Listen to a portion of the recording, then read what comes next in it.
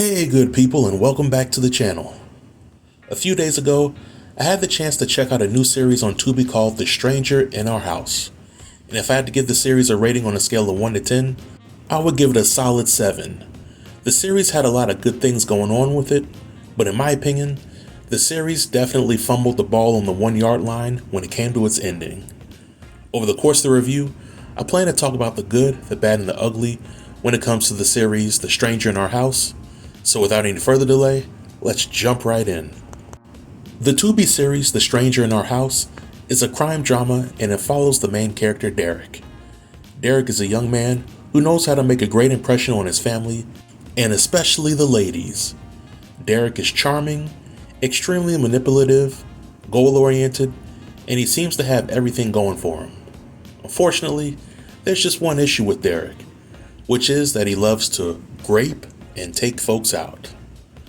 Derek typically has his sights set out on young black women who fall into his charming ways and who are easy to get into the bedroom. But don't get it twisted. Derek will take out men too if he has to. So right off the bat, I want to tip my hat off to all the actors in the series. The acting performances across the board were pretty good, and they accomplished what they set out to accomplish. I want to give props to the writer for the series, because the overall storytelling for this series was pretty much spot on. I have my nitpicks here and there, which I'll get into later.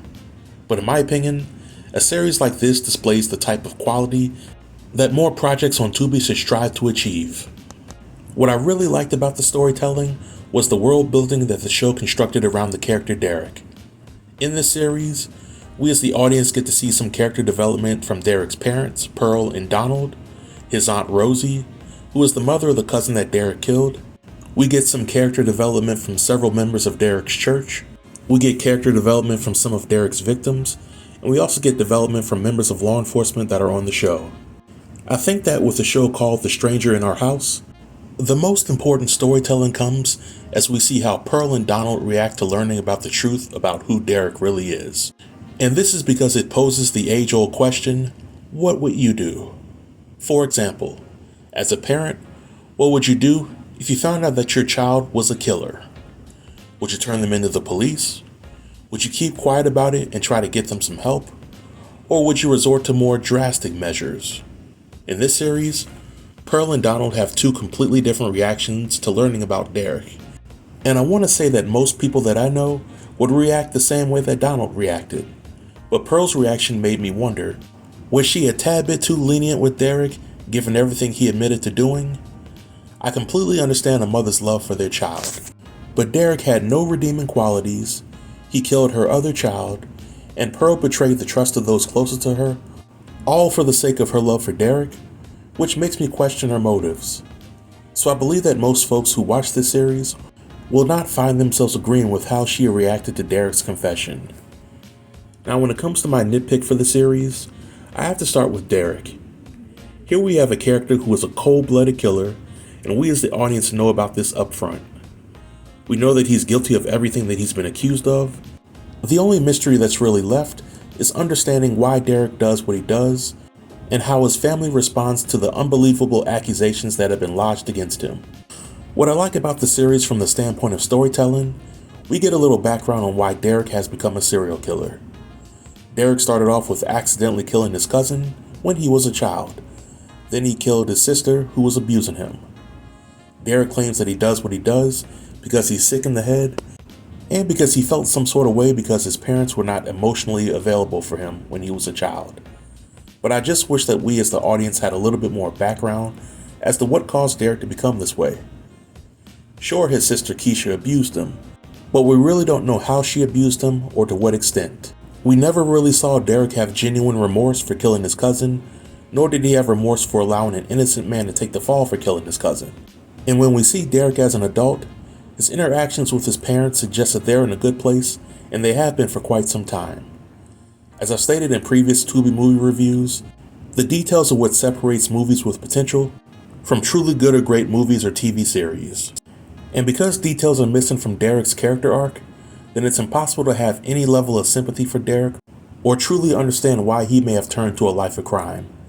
And I think some sympathy, even if it's just a smidget, would elevate the character of Derek and it would make the audience tell themselves, well, what Derek did was wrong and unforgivable, but I can see that he had a rough childhood, and I understand that it created the monster that we see.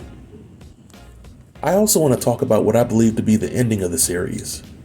In the ending, after Derek is bailed out of jail by his father and he returns home, a series of things happen regarding Donald's health, and Derek also makes subliminal threats to his Aunt Rosie. Pearl eventually decides that enough is enough, and she kills Derek, and she confesses her crime to the police. The series ends there, and it ends without any of the other characters getting any resolution to the issues that Derek caused. For example, with Derek gone to the upper room, how can Rosie prove that Derek killed her daughter, which would exonerate the innocent man that's already locked up? Is it fair for this innocent man to remain behind bars because the one person who could clear his name is no longer in the land of the living? With Pearl going to jail for the murder, what becomes of Donald? He will likely be facing a long road to recovery, and the only person that might be able to help him out is Rosie. Will Donald get all of his bail money back? And if so, how would he be able to pay off a loan that was taken out in order to get the bail money for Derek? Will Rosie help since Pearl is in jail? Will Officer Robinson feel that justice was served when he finds out that Pearl is in jail for the murder? Will Officer Robinson's daughter, who is also Derek's victim, make a full recovery? What if Derek had more victims out there that weren't yet identified? I guess the million-dollar question is, could Pearl have handled the situation differently? It seems like she had Derek's trust and love. Could she have talked some sense into Derek to prevent his senseless death?